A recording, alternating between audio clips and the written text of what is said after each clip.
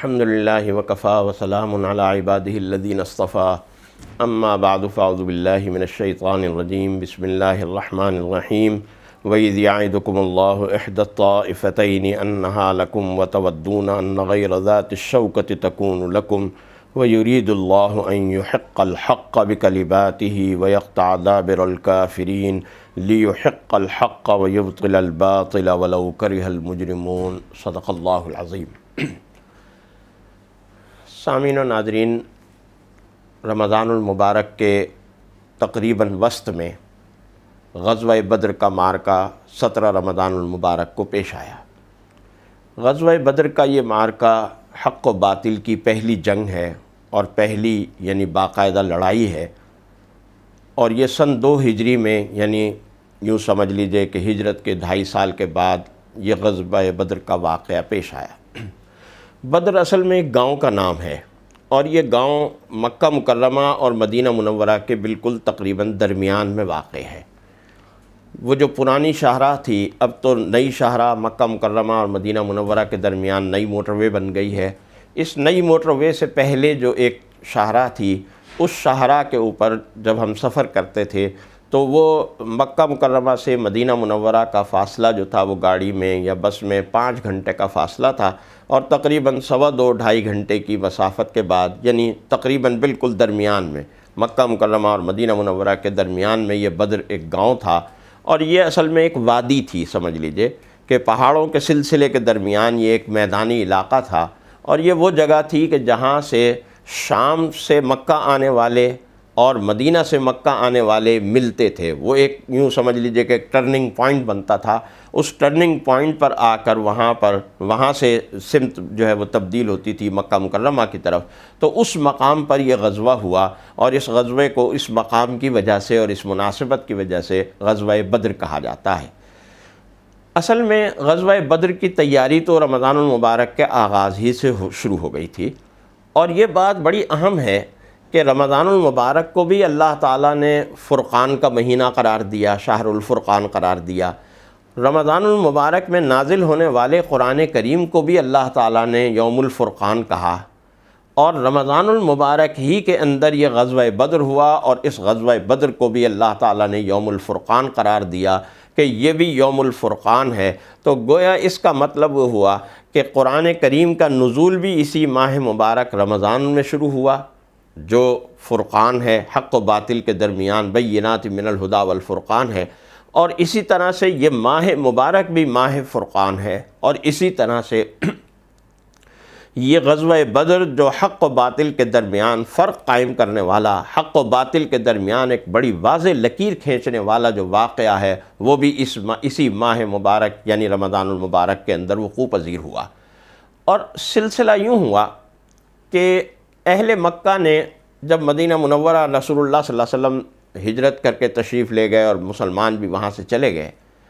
اہل مکہ کو ابھی بھی سکون نہیں ہوا، اور یہ بات اہل مکہ کے لیے کسی طور بھی گوارا نہیں تھی اور قابل برداشت نہیں تھی کہ مسلمان مدینے میں چین سکون سے رہیں اور چین سکون کی زندگی اور امن و امان کی زندگی گزارنے والے ہوں۔ چنانچہ اہل مکہ نے ایک بجٹ طے کیا، اور یہ طے کیا کہ ہم جو تجارت کرتے ہیں اس تجارت کا منافع جو ہے وہ آدھا 50% منافع جو ہے وہ مسلمانوں سے لڑنے کے لیے وقف ہوگا۔ یہ یعنی یوں سمجھ لیجئے کہ شاید دنیا میں پہلی مرتبہ یہ بجٹ جو ہے الگ سے کیا گیا لڑائی اور جنگ کے لیے، اور دفاعی بجٹ کا ایک تصور سامنے آیا۔ چنانچہ نبی کریم صلی اللہ علیہ وسلم کی ہجرت کے بعد سے لے کر اور سن 2 ہجری میں غزوہ بدر کے اس واقعے تک یہ جو 2-2.5 سال کا عرصہ ہے، اس 2-2.5 سال میں جتنے بھی تجارتی منافع ہوئے اہل مکہ کو، ان تمام تجارتی منافع کا آدھا حصہ 50% جو ہے وہ الگ کر لیا گیا، اور یہ اس لیے الگ کر لیا گیا کہ تاکہ مسلمانوں سے لڑنے اور مسلمانوں سے قتال کرنے کے لیے استعمال کیا جا سکے اور خرچ کیا جا سکے۔ بڑی تیاری وہ لوگ کر رہے تھے۔ اسی تیاری کی ظاہر ہے کہ اطلاع رسول اللہ صلی اللہ علیہ وسلم کو بھی تھی، اور آپ نے صحابہ کو بھی اس کی اطلاع دی۔ دریں اثنا یہ بات بھی سامنے آئی کہ ابو سفیان ایک لشکر کو لے کر شام سے مکہ مکرمہ جا رہا ہے۔ رسول اللہ صلی اللہ علیہ وسلم کو یہ بات معلوم تھی کہ اہل مکہ اپنے تمام تر تجارتی منافع جو ہیں اس میں سے آدھا حصہ مسلمانوں کے لیے لڑنے کے لیے وقف کر رہے ہیں۔ چنانچہ یہ خیال ہوا اور یہ سوچا گیا کہ کیوں نہ ان کے تجارتی قافلوں کو پہلے ڈسٹرب کیا جائے، تاکہ ان کا جو دفاعی بجٹ ہے وہ دفاعی بجٹ متاثر ہو، اور وہ دفاعی بجٹ متاثر ہو تو وہ مالی طور پر کسی بحران کے شکار ہوں اور اس قابل نہ رہیں کہ لڑائی کے لیے تیاری کر سکیں۔ لیکن ابو سفیان کو پتہ چل گیا کہ رسول اللہ صلی اللہ علیہ وسلم اپنے ساتھیوں کے ساتھ آ رہے ہیں۔ وہ راستہ بدل کر اپنا لشکر لے کر نکل گیا مکے کی طرف، اور اس نے ایک تیز رفتار سواری کے اوپر ایک قاصد بھیج دیا مکہ مکرمہ کہ رسول اللہ صلی اللہ علیہ وسلم کی طرف سے مجھے خطرہ ہے۔ چنانچہ 1000 نفوس کا اور 1000 انسانوں کا ایک بڑا لشکر جو ہے وہ تیار ہو کر، تیاریاں تو پہلے سے ہو رہی تھیں، بات جو پہلے سے چل رہی تھی، ذہن تو لوگوں کے پہلے سے بنے ہوئے تھے، چنانچہ فوری طور پر 1000 کا جو لشکر تھا وہ تیار ہو کر مکہ مکرمہ کی طرف روانہ ہو گیا۔ چنانچہ رسول اللہ صلی اللہ علیہ وسلم کو جب یہ بات پتہ چلی کہ ابو سفیان کا قافلہ جو تھا وہ تو چلا گیا، تو آپ جن 313 بے خانماں مہاجروں کو لے کر بے سر و سامانی کے عالم میں نکلے تھے، آپ نے ان سے کہا کہ بھئی اب معاملہ کسی تجارتی قافلے سے لڑنے کا نہیں ہے، کسی چھوٹی موٹی جماعت سے لڑنے کا نہیں ہے، اب تو معلوم یہ ہوا ہے کہ 1000 کا لشکر جو ہے وہ تقریباً چلا آ رہا ہے، اور وہ مکہ مکرمہ سے روانہ ہو چکا ہے، اور کسی بھی وقت وہ کسی بھی مقام پر ہمارے اوپر حملہ آور ہو جائے گا۔ چنانچہ آپ نے بجائے اس کے کہ یہ انتظار کرتے کہ وہ مدینے کے قریب پہنچے اور مدینے کے اوپر حملہ آور ہو، آپ نے مسلمانوں سے یہ مشورہ کیا کہ کیوں نہ ہم اس کو راستے ہی میں روک لیں، اور اس مقصد اور اس ارادے کے تحت آپ بدر کے مقام پر آ کر بیٹھ گئے، جو مکہ مکرمہ اور مدینہ منورہ کے بالکل درمیان میں واقع ہے۔ وہ وادی ہے کہ جہاں سے شام اور مکے کے جو راستے ہیں وہ الگ الگ ہوتے ہیں، وہاں پر آ کر آپ بیٹھ گئے، اور وہاں آپ نے پھر کفار مکہ سے مقابلہ کیا۔ وہاں آپ نے، ظاہر ہے کہ 313 مسلمان تھے، اور یہ کل طاقت تھی مسلمانوں کی، اور اس کل طاقت کو گویا آپ نے لا کر میدان جنگ میں کھڑا کر دیا تھا۔ آپ نے میدان جنگ میں اس پوری طاقت کو لا کر کھڑا کرنے کے بعد پوری جنگی حکمت عملی سمجھائی، کون پہلے حملہ آور ہوگا، کون اس کے بعد ہوگا، کون جو ہے وہ میں سرا آگے مقدمہ ہوگا، کون درمیان کے لشکر میں ہوگا، کون دائیں بائیں ہوگا، یہ ساری جو اسٹریٹجی تھی، جنگی حکمت عملی تھی، وہ سمجھائی، اور وہ سمجھانے کے بعد آپ اپنے خیمے میں تشریف لے گئے، اور اس کے بعد آپ نے اللہ سے دعا مانگنی شروع کی۔ اور اس دعا میں جو سب سے زیادہ جو چیز مانگی رسول اللہ صلی اللہ علیہ وسلم نے، وہ کیا مانگی؟ رسول اللہ صلی اللہ علیہ وسلم نے اپنے سجدے کے اندر گریہ وزاری کرتے ہوئے، روتے ہوئے، حضرت ابوبکر صدیق رضی اللہ تعالیٰ عنہ فرماتے ہیں کہ جس وقت رسول اللہ صلی اللہ علیہ وسلم نے سجدے سے سر اٹھایا تو ریتیلی جگہ تھی، ریتیلا مقام تھا، ریگستان تھا، وہ ریت آپ کے آنسوؤں سے بھیگی ہوئی تھی۔ آپ ایک ہی بات اللہ سے کہہ رہے تھے کہ اے اللہ، اگر آج یہ چھوٹی سی جماعت تیرا نام لینے والوں کی ہلاک ہو گئی، ختم ہو گئی، تو پھر قیامت تک تیرا نام لینے والا کوئی نہیں رہے گا، اس لیے کہ رسول اللہ صلی اللہ علیہ وسلم اللہ کے آخری نبی ہیں،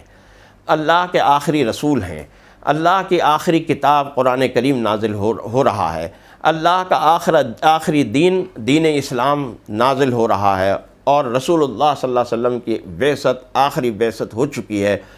اب ظاہر ہے کہ آپ کے بعد تو نہ اللہ کا کوئی نبی آنا ہے، نہ کوئی رسول آنا ہے، نہ کوئی کتاب آنی ہے، نہ کوئی دین آنا ہے۔ جو نام لینے والے آج موجود ہیں، اگر یہی اس دین اسلام کو اگلی نسلوں تک منتقل کریں گے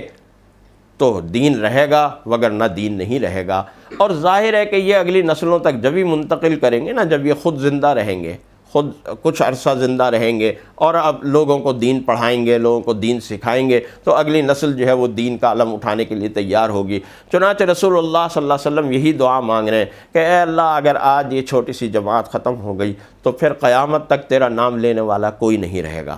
چنانچہ رسول اللہ صلی اللہ علیہ وسلم کی یہ دعا، یہ گریہ وزاری اور جنگی پوری حکمت عملی کی تیاری ایک بڑا خاص پیغام دے رہی ہے، اور وہ خاص پیغام کیا دے رہی ہے کہ اللہ پر بھروسہ اور اللہ پر توکل کا مطلب کیا ہے۔ اللہ پر بھروسہ اور اللہ پر توکل کا یہ مطلب نہیں ہے کہ خود ہاتھ پہ ہاتھ دھر کے بیٹھ جاؤ اور یہ کہو کہ بھئی جو کچھ بھی کرے گا وہ اللہ تعالیٰ کرے گا، نہیں، بلکہ اللہ پر بھروسہ اور اللہ پر توکل کا مطلب یہ ہے کہ آپ کی طاقت میں، طاقت بشری کے اندر کسی کامیابی کو حاصل کرنے کے لیے جتنی محنت اور کوشش ہو سکتی ہے، جتنے اسباب مہیا ہو سکتے ہیں، آپ وہ اسباب مہیا کریں، لیکن اسباب مہیا کرنے کے بعد آپ کا بھروسہ اور فتح اور کامیابی کی طلب اور تڑپ جو ہے وہ اللہ سے ہونی چاہیے، وہ ان اسباب سے نہیں ہونی چاہیے۔ انسان کو یہ نہیں سوچنا چاہیے کہ میں نے اتنی طاقت جمع کر دی ہے، میرے اتنے مخلص ساتھی ہیں، میرے اتنی جان دینے والے ساتھی ہیں، میرے جاں نثار ہیں، میرے نام پر مر مٹنے والے لوگ ہیں۔ ظاہر ہے یہ ساری صفات ان صحابہ میں تھیں جو میدان بدر کے اندر موجود تھے، لیکن رسول اللہ صلی اللہ علیہ وسلم فتح و کامیابی کے لیے یہ نہیں کہہ رہے تھے کہ اے اللہ میرے ساتھی بڑے جانثار ہیں، بڑے جانثار ہیں، بڑے بہادر ہیں، بڑے جنگجو ہیں، ان کے پاس بڑا سامان ہے۔ وہ اللہ سے یہی کہہ رہے تھے کہ اے اللہ میں جو کچھ کر سکتا تھا وہ میں نے کر لیا، اب نتیجہ اور کامیابی تیرے ہاتھ میں ہے، تو مجھے کامیابی عطا فرما، تو مجھے فتح و نصرت عطا فرما۔ اور اللہ تعالیٰ نے نبی کریم صلی اللہ علیہ وسلم کے اس توکل کو اور نبی کریم صلی اللہ علیہ وسلم کی ان دعاؤں کو قبول فرمایا، اور میدان بدر برپا ہوا اور فتح و نصرت ہوئی۔ کیسے ہوئی انشاءاللہ العزیز آئندہ گفتگو میں آپ اس کی تفصیلات سماعت فرما سکیں گے۔ وآخر دعوانا ان الحمدللہ رب العالمین۔